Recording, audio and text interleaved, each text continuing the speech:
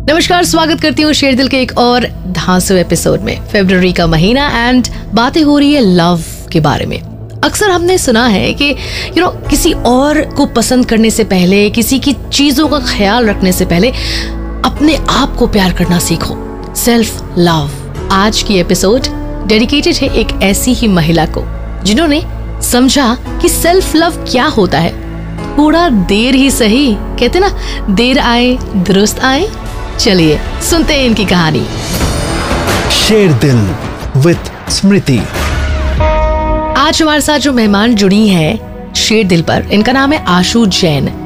और क्या खास बात है इनकी कहानी में, इन्होंने अपनी बेटी के साथ अपने कॉलेज की पढ़ाई की शुरुआत की। Yes, all over again. Difference क्या था? इनको मिला एमटेक का सर्टिफिकेट और इनकी बिटिया को बीटेक। चलिए मिलते हैं आशु से। वेलकम टू शेर दिल। आशु, अपने बारे में हमको बताइए please. Thank you so much Smriti, मुझे शेर दिल में इनवाइट करने के लिए। मेरे फादर सिविल इंजीनियर थे और उनकी ट्रांसफरेबल जॉब थी, पर 11th क्लास ऑनवर्ड्स हम दिल्ली में थे और ऑलमोस्ट 3 सालों से अब मैं देहरादून में हूँ। तो हम लोग ना 2 सिस्टर्स हैं और मेरे पेरेंट्स का बहुत बड़ा रोल है हमें करियर ओरिएंटेड बनाने के लिए। तो मेरी मदर की शादी बहुत जल्दी हो गई थी और हमें याद है जब हम छोटे थे तो हमने उनको कॉरेस्पॉन्डेंस से बीए और एमए करते हुए देखा था, क्योंकि उनकी जब शादी हुई थी तो उनकी बीए बीच में रह गई थी।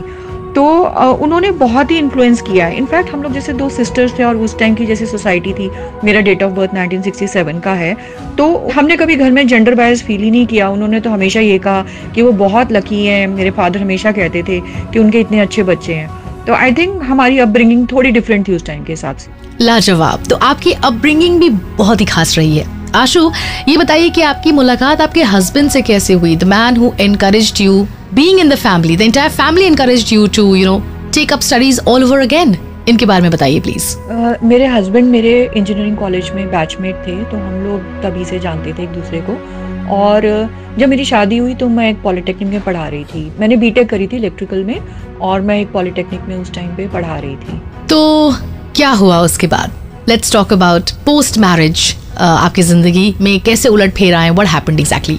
शादी के बाद 1.5 साल तक तो मैंने जॉब कंटिन्यू करा था, लेकिन उसके बाद जब मेरी बेटी हुई तो फिर मुझे ना मेरे गिल्ट आ रहा था। मुझे लग रहा था मैं दोनों चीज़ें एक साथ नहीं कर सकती और मैंने मन में तो ये सोचा था कि चलो छोटा सा एक मैटरनिटी ब्रेक लेती हूँ जिसमें मेरी बेटी थोड़ी बड़ी हो जाएगी, तब तक मैं सिर्फ स्टे एट होम मॉम बन के उसको पूरा अटेंशन दूँ। बट देन मेरे 3 बच्चे हैं और तीनों के बीच में 4-4 साल का गैप है, तो ऐसा लग रहा था नेवर एंडिंग फेज हो रहा था वो मदरिंग का। और मुझे बहुत अच्छा लग रहा था अपने बच्चों को पालना, उनके साथ टाइम डिवोट करना, लेकिन साथ में ना अंदर कहीं ना कहीं बहुत बड़ा रिग्रेट था और फ्रस्ट्रेशन थी, क्योंकि बचपन से मैं थोड़ी करियर ओरिएंटेड थी। और मेरे हस्बैंड तो हमेशा ही मुझे कहते थे कि चिंता मत करो, और जैसे थोड़े बच्चे बड़े होते हैं तुम अपना फिर से शुरू हो जाना। तो उस तरीके से हस्बैंड बहुत सपोर्टिंग थे, लेकिन मेरे अंदर फ्रस्ट्रेशन थी उस टाइम पे। एंड आई फील यू आज अगर मुझे भी कोई मेरे काम से दूर करे ना तो फ्रस्ट्रेशन हर लेवल से होगी। I really want to be independent और आपको ये मौका मिला 22 सालों के बाद। इनफैक्ट आपने बताया था कि आपको लोग ताना मारा करते थे कि ये तुम्हारी पढ़ने की उम्र है या फिर तुम्हारे बच्चों की, लेकिन आपके बच्चों ने आपको इनकरेज किया। यस, उन्होंने कहा माँ या तो दुखी हो लो या अपने अरमान पूरे कर लो। अमेजिंग। प्लीज इसके बारे में बताइए। मेरी बड़ी बेटी जब जिस टाइम पे बीटेक ज्वाइन करना था, उसको तो अलग अलग कॉलेजेस के और अलग अलग कोर्सेज के ऑप्शन हम देख रहे थे, तो मेरा ध्यान ना एमटेक की तरफ भी जाने लगा। तो बच्चों ने ये चीज़ ऑब्जर्व करी और बोले कि आप क्यों नहीं पढ़ाई शुरू कर रही अब तो हम पढ़ लिए, अब क्या रीज़न है।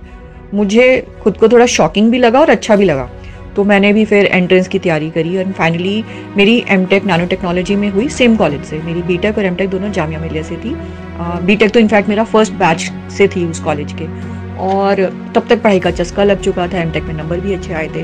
तो फिर मैंने पीएचडी की बात जब करी तो छोटी बेटी मेरी कहती है कि अभी भी लोग आपको आधा पागल कह रहे हैं, तो पूरा कर लेंगे, आप मन की तो करो। और हस्बैंड तो खैर मेरे हमेशा ही सपोर्टिव थे। तो फिर बस क्या था मेरा, फिर खैर I manage to get admission IIT Delhi में और पीएचडी मेरी वहाँ से हुई और मेरी 2020 में फिनिश हुई एट द एज ऑफ 53।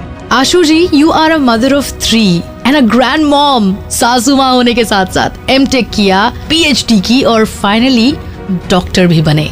9 सालों में जिस हिसाब से आपने सेल्फ लव को प्रायोरिटाइज किया है, ये वाकई सीखने वाली बात है।